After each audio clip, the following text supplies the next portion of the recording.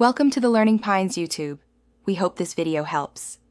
You begin by confirming power and network are stable, and the incubator temperature matches the reagent requirements.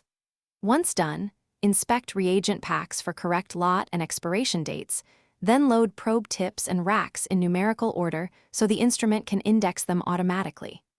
Make sure you log in with your user credentials and select the correct assay menu.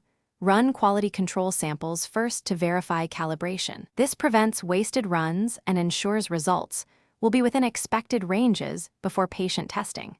You now select the assay and enter sample ID, assigning them to the appropriate rack positions so the software maps results correctly. While the run progresses, monitor reagent levels, probe status, and the real-time run log on screen.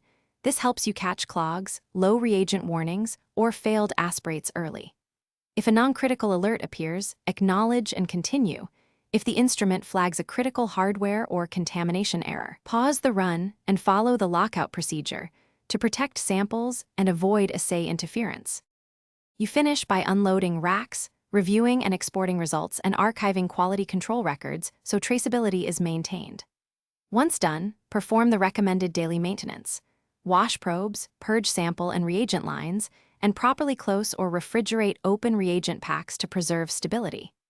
If an error persists, consult the instrument error log, receipt consumables such as tips and reagent cassettes, and only then perform a controlled reboot. This sequence resolves most transient faults without risking sample integrity.